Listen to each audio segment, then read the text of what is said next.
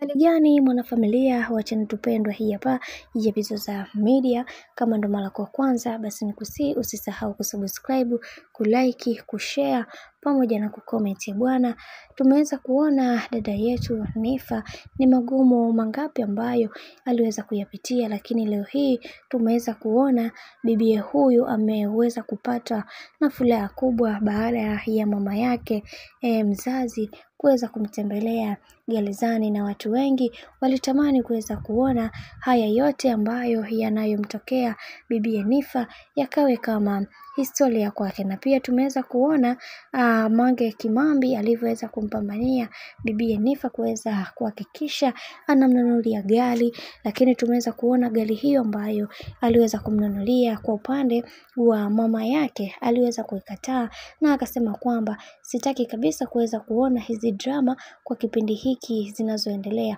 kwani mimi binafsi nimeshaweza kupoteza ndugu, jamaa na marafiki, na leo hii mnaniletea vitu ambavyo visivyokuwa na msingi. Hebu ifike kipindi muweze kuwa na heshima na adabu, kwani mimi binafsi natamani kuweza kuona maisha yangu yakibadilika kwa kasi kubwa, lakini nyie mmekuwa watu ambao mara zote mnataka kuweza kuona mimi napitia katika matatizo, kwani binafsi sitamani kusema kwamba haya yaliyopo katika maisha yangu ni kama maigizo, lakini ndio uhalisia wa maisha yangu.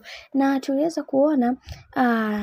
tuliweza kuona kwamba baada ya bibie Mange Kimambi kuweza kutamka tamko rasmi kwamba atahakikisha kila kitu kinakuwa sawa katika upande wa bibi Nifa, na wengi wao wakasema kwamba kuna vitu vingi ambavyo tunatamani kuweza kuwaeleza watu, lakini ni vile tu tunashindwa. Lakini kuna vitu vingi ambavyo bibi Nifa anapitia kwa kipindi hiki, hivyo tupaswa kuendelea kumuombea kwa Mungu ili kila kitu kwa upande wake kiweze kwenda kuwa sawa, kwani tunaamini ni swala la muda, na pia tunaamini kila kitu kwa upande wake kitakwenda kuwa sawa kabisa.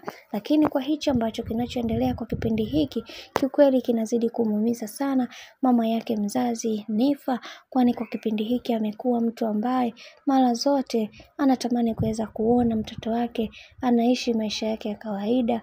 Na kwa upande wa Nifa, baada ya kuweza kumuona mama yake ameweza kumtembelea, aliweza kufurahi sana, na kisha akasema kwamba nakupenda sana mamangu kipenzi, na ninaamini kwamba nitaweza kutoka kwenye hili sakata zima, kwani ni swala la muda. Pia usikate tamaa kwa hichi ambacho ninachopitia kwa kipindi hiki, kwani haya yote ni mipango ya Mungu, na nakuombea kwa Mungu uweze kuwa mstahimilivu kwa hichi ambacho ninachokipitia katika maisha yangu.